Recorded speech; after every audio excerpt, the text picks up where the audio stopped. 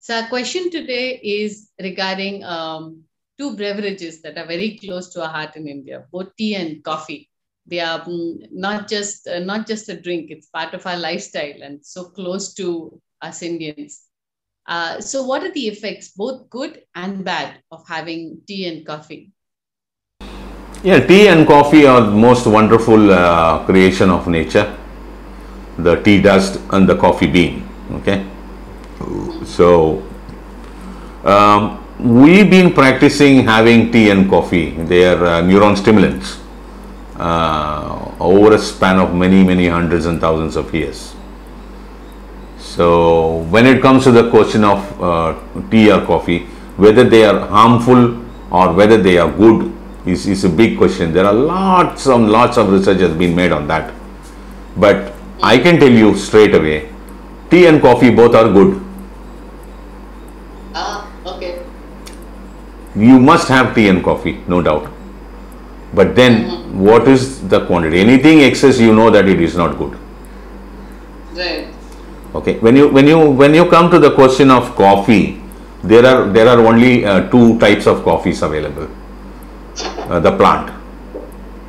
One is called Robusta, the other is called Arabica.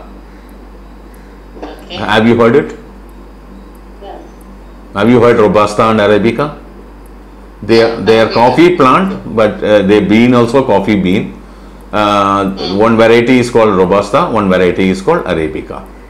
So what is the difference between these two? Are the same, but then the flavor varies. When you take Robusta, the plant yield a lot of bean. When you take Arabica, it yields only 50% of the plant. Robusta can yield lesser. Okay. But Arabica is much tastier. So by and large, Arabica get exported from India. We don't get it. Okay. Robusta is the one. Now coffee bean, if you take, it's a rubbery one. That seed by itself is very rubbery. That's why they fry it. They roast it, yeah. Roast it, yeah. In roasting, if you see, when they reach 180 degrees centigrade, there will be crackling noise Yeah. because they become brittle and start cracking. At that time, they will take it out and powder it. You have to powder it immediately. If you leave it for 1 hour, again it will become rubbery. Yeah.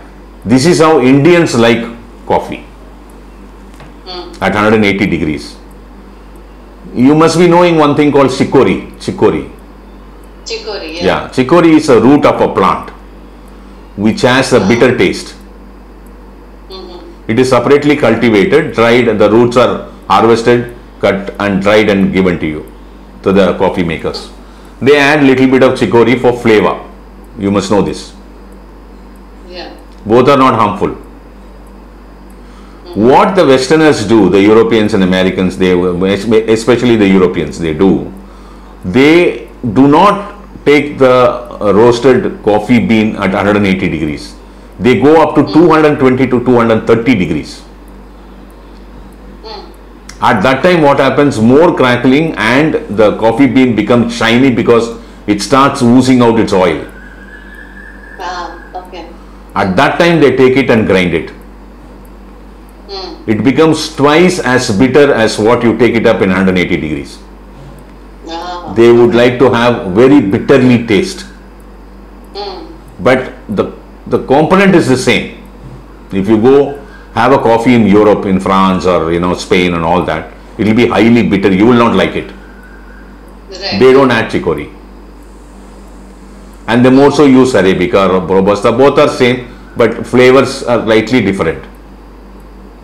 Coffee bean is grown and large in all the hill stations in Latin American countries, Brazil and all that stuff. But the point here is, what you have to understand is, too much of coffee is not good. You can have 4 cups of coffee in a day. It's very good. If you go through the internet and find good items, list of food good for your liver, the first thing comes coffee. Coffee. Okay. Okay. Now we'll go to tea. Tea is another beverage which is very close to the humankind for many thousands of years. But then variation is very high. The tea grown in Ooty is different from what's grown in Munnar, what's grown in Assam, what's grown in Himachal Pradesh. According to the soil and the geography, it differs. But it's all grown in hill station. Tea is a tea. Every tea grown in Sri Lanka will be tasting slightly different. So variation in taste with the tea dust is very versatile in character, and you know. In coffee you have the caffeine, you know. In tea also you have the caffeine. So all these things it becomes a neuron stimulants. It makes you fresh, you know. It makes you brisk. It makes you opens up. It drives away your tiredness. You would have noticed. Absolutely. After a tiring job, we come and sit down and have a hot cup of tea. You become fresh. Right. That is basically because of the caffeine in it and then the sugar, both. Not only the tea or coffee. And tea and coffee has number of antioxidants which are good for us. Anything beyond certain level, anything excess is not good. You become addicted to it. Then you want it again and again and again. Sure, yeah. As you said, overeating is not good, right? Same thing. Yeah.